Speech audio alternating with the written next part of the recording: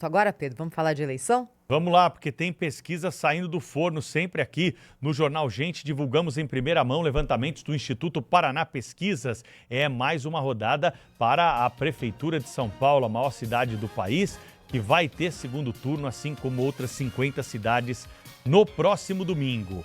Pesquisa estimulada para a Prefeitura de São Paulo, realizada pelo Instituto Paraná. O candidato Ricardo Nunes, do MDB, que está disputando a reeleição, aparece na frente, com 51,7% da preferência dos eleitores consultados. 39,6% para o candidato Guilherme Boulos, do PSOL. Brancos e nulos somam 5,3%. Não sabe, não respondeu, 3,4%. Essa é a pesquisa estimulada do Instituto Paraná na corrida para a Prefeitura de São Paulo. Mais números dessa mesma pesquisa, antes da gente abrir aqui para o debate, para análise dos números. Aqui, votos válidos. É o resultado inteiro, sem branco, sem nulo, etc. Segundo a Paraná Pesquisas, se a eleição fosse hoje, Ricardo Nunes, do MDB, prefeito de São Paulo, seria reeleito com 56,6% dos votos. Guilherme Boulos, do PSOL, teria 43,4% dos votos. Cláudio Humberto, Sônia Blota, Pedro Campos, os números aqui do Instituto Paraná, faltando poucos dias para o segundo turno. A gente vê que das últimas duas pesquisas do Instituto Paraná no segundo turno, houve aquela oscilação bem dentro da margem de erro, com o prefeito Ricardo Nunes caindo um pouquinho, Guilherme Boulos subindo um pouquinho, mas sem que a diferença entre eles fique perto da margem de erro. Ou seja, desde o começo das pesquisas, no primeiro turno e agora no segundo, o prefeito Ricardo Nunes lidera a corrida eleitoral em São Paulo. Até estava pensando, né, Cláudio, muito dentro daquilo que o Fernando Schiller falava ontem conosco aqui. Essa eleição aqui é uma eleição em que o eleitor, de forma geral, a exceção confirma a regra, mas o eleitor está mais conservador do ponto de vista da manutenção. Do tipo, olha, vamos deixar como tá, baixar poeira, seguir desse jeito. E mais uma pesquisa que confirma essa tendência na cidade de São Paulo também. Pois é, os números são impressionantes, né? 81% dos prefeitos candidatos à reeleição foram reeleitos. 81%, não é pouca coisa, né? Isso ilustra bem a avaliação de que houve, digamos assim, esse abraço, né, do eleitor com aqueles que já ocupam cargos de direção nos municípios brasileiros. Agora, junto a esse favoritismo, há também, no caso de São Paulo, por exemplo, como mostra essa pesquisa mais uma vez, uma impressionante rejeição do eleitorado, né, ao candidato de extrema esquerda, Guilherme Boulos. Trataremos disso daqui a pouco. Mas, como a Thaís já explicou bem, o fato é que Ricardo Nunes mantém uma vantagem muito folgada, né? 12,1 na frente de Guilherme Boulos. A semana passada era 13 ponto qualquer coisa, por aí, né? Uns 13 pontos. E agora está em 12,1. É vantagem demais para ser vencida em tão pouco tempo. Ô Cláudio, você sabe que aqui em Kazan também surgiram vários bastidores a esse segundo turno em São Paulo tão concorrido, né? Porque quando a gente soube do acidente do presidente Lula e que não viria mais aqui para Kazan participar da cúpula dos BRICS, imediatamente as pessoas associaram a Lula não poder subir ao palanque de Guilherme Boulos durante essa última semana, né? Que o PSOL fala em virada em São Paulo. Mas os números da Paraná mostram aí que a situação é bem diferente. E que a gente só vai saber no final, né, Thaís, se Lula no palanque ou não no palanque, apesar de já ter declarado todo o seu apoio, vai fazer essa diferença. Me parece que não. Tem aqui também o número da pesquisa espontânea, quando o entrevistador não fala nada, só pergunta para o entrevistado o seguinte: em quem que você vai votar no segundo turno para a Prefeitura de São Paulo? E aí, 38% disseram que votam em Ricardo Nunes, 31% disseram que votam em Guilherme Boulos, 5% vão votar branco ou nulo, 24% disseram que não sabem ainda há 5 dias da eleição. E 0,3%, percentual bem pequenininho ali, citaram nomes de outros candidatos que não estão concorrendo, por isso apenas o registro do Instituto Paraná nesse quesito da pesquisa espontânea, Thaís? Mais números aqui para quem está no Jornal Gente. Divulgamos neste momento, em primeira mão, a pesquisa do Instituto Paraná com a corrida à Prefeitura de São Paulo. E aqui é a medição do potencial eleitoral, em que se mede a certeza do voto e a rejeição do candidato.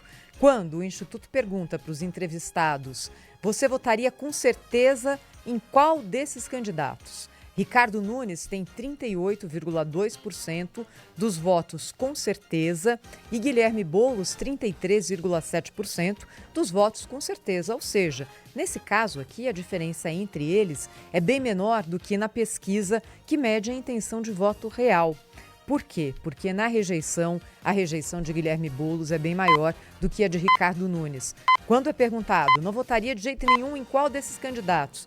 48,1% respondem que não votariam em Guilherme Boulos do PSOL, 37,3% respondem que não votariam em Ricardo Nunes. A rejeição de Guilherme Boulos foi alta desde o primeiro turno. A rejeição do prefeito Ricardo Nunes subiu consideravelmente entre o primeiro e o segundo turnos. No primeiro turno era na casa dos 9%.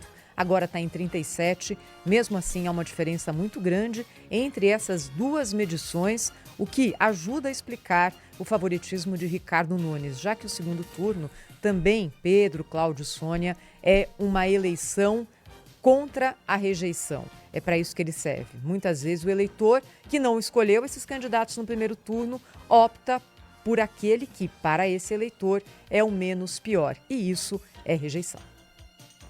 Pois é, você vê que a rejeição do prefeito é uma rejeição que corresponde basicamente ao eleitorado do próprio Boulos. É claro, quem vota no Boulos não vai votar de jeito nenhum no outro candidato, né? Mostra que talvez a esquerda, ou esse campo político ideológico de São Paulo, se tivesse escolhido um outro candidato mais competitivo, ou ele seria necessariamente mais competitivo se não tivesse uma rejeição tão elevada, né? Porque fica difícil, metade do eleitorado praticamente, numa eleição majoritária, só tem 2 candidatos em disputa e metade já disse que não vota de jeito nenhum em um deles, né? Então, com isso, torna muito difícil a vida do candidato rejeitado e facilita muito o desempenho do adversário, né?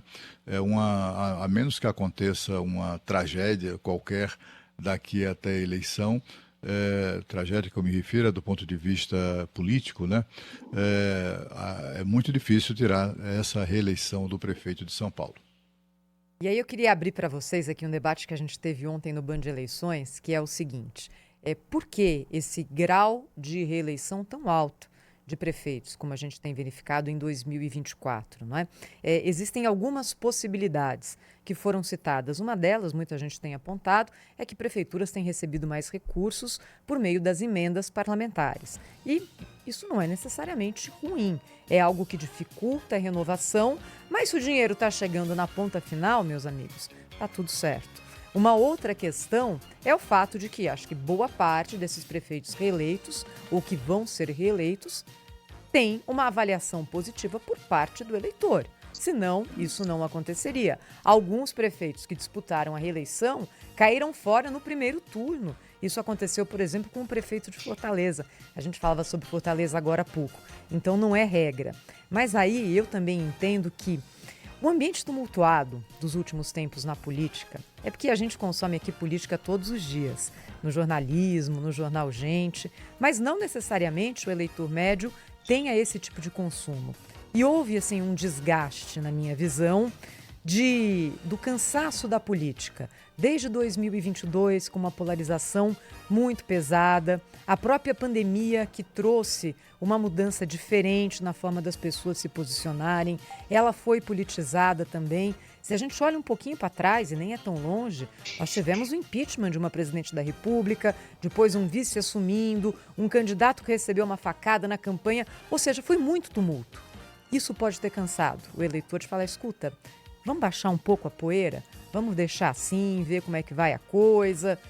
Enfim, são possibilidades, mas devem existir outras também. Queria abrir o debate agora aqui no Jornal Gente. Pois é, essa é uma questão que intriga mesmo, né? Eu acho que a questão dos recursos e mais recursos para os municípios tem ajudado muito o desempenho, é claro, dos prefeitos. Os prefeitos têm um longo histórico de penúria. Era muito comum aqui em Brasília, por exemplo, ainda é, né? Mas assim, ainda acontece muito, mas era uma invasão permanente de prefeitos de todo o país, são mais de 5 mil municípios, né? Quase 6 mil, já se aproximando dos 6 mil municípios, e sempre ali, ou sozinhos, ou na companhia de deputado, de senador, mendigando recursos de pires na mão.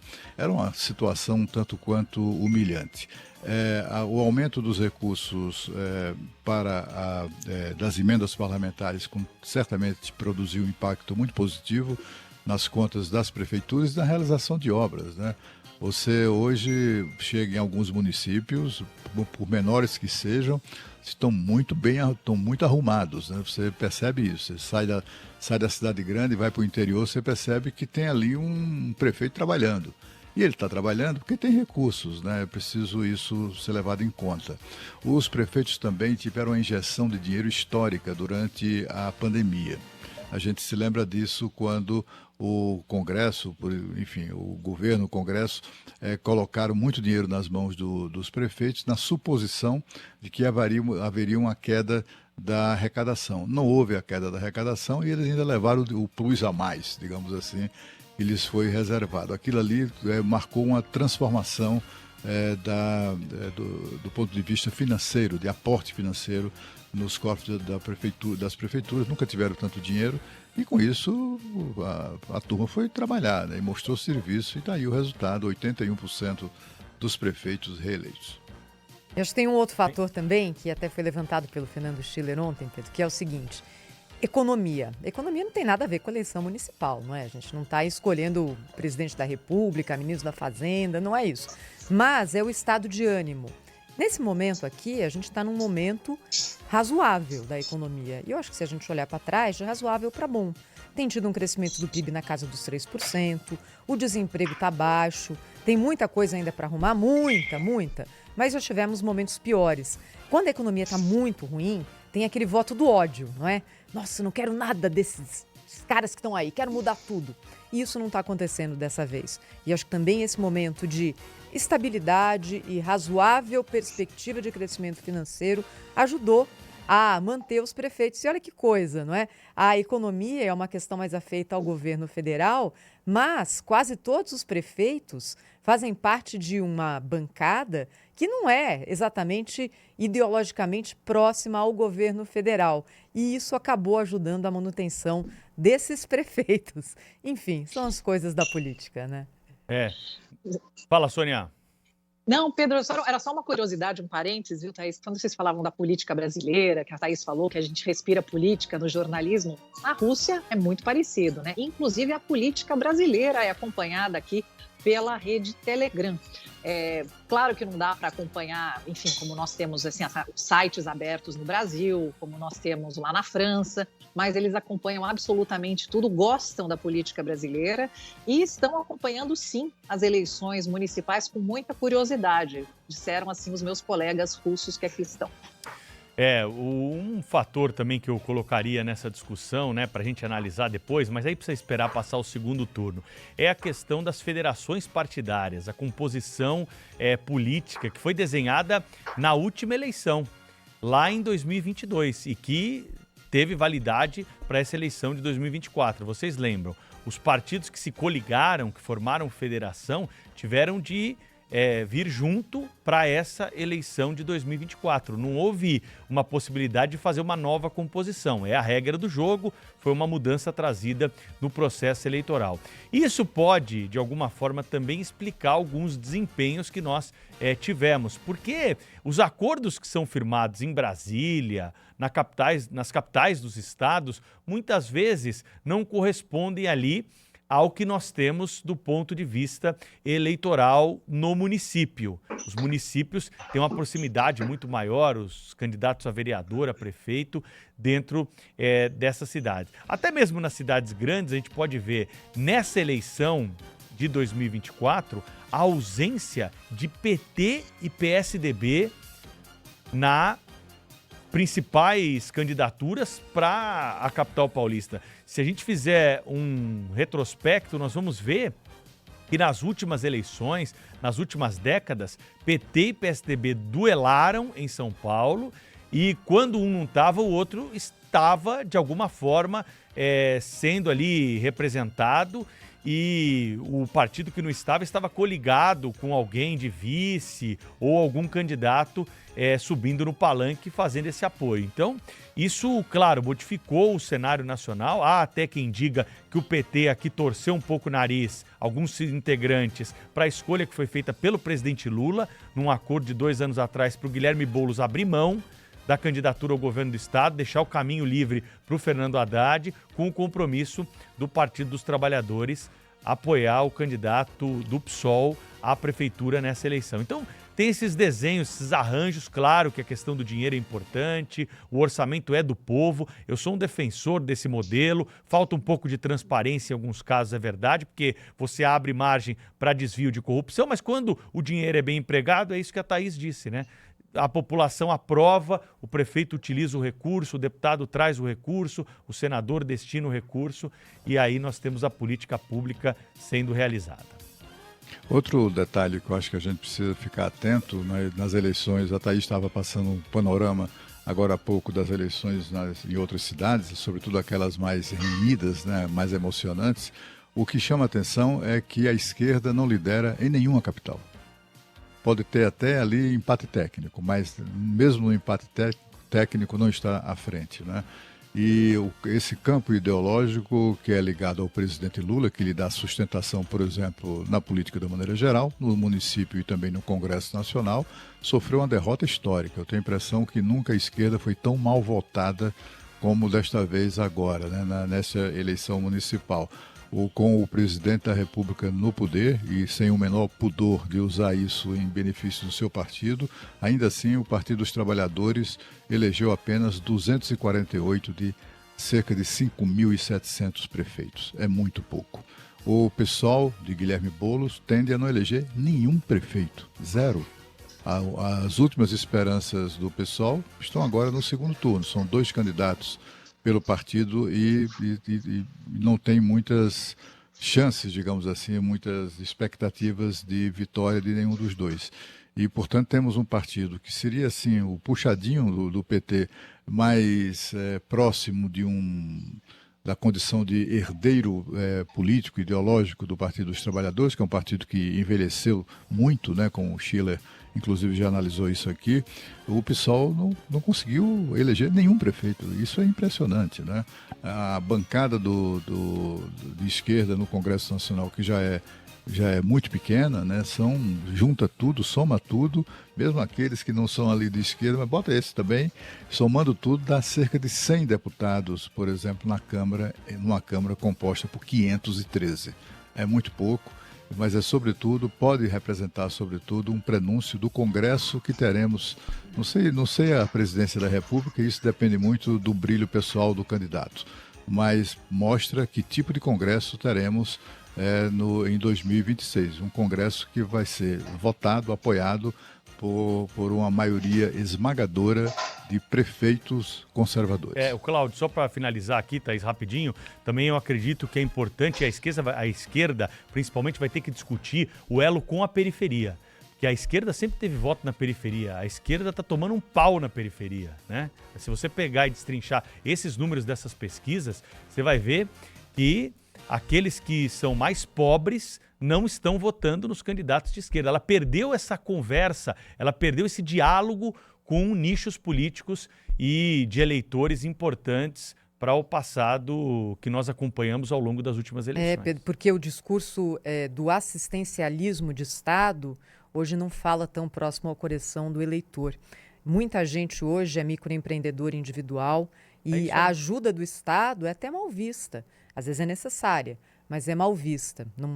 Você não quer sair propagando por aí que você recebe Bolsa Família, por exemplo, principalmente nas periferias das grandes capitais. Então, Verdade. Esse foi o discurso captado pelo Pablo Marçal, que bateu as portas do segundo turno em São Paulo, em condições desfavoráveis, fazendo muita bobagem na campanha também. É a mulher que tem um salão de cabeleireiro dentro da favela, né? Isso. É o Lógico. exemplo clássico. É isso aí. Ou aquela que vai de casa em casa, né, em domicílio, fazendo o trabalho dela Sim. de cabeleireira, né, de manicure, Exatamente. etc. O Gonzagão, né, o Luiz Gonzaga, eu sempre lembro dos versos dele, conhecia muito bem a alma do povo brasileiro. Ele dizia, em um das suas músicas mais conhecidas, ele dizia que dar esmola a um homem que é são, ou lhe mata de vergonha, ou vicia o cidadão. E o povo brasileiro tem vergonha, né? Eu acho que isso está se manifestando agora, nesses últimos tempos. Grande poeta. Viu?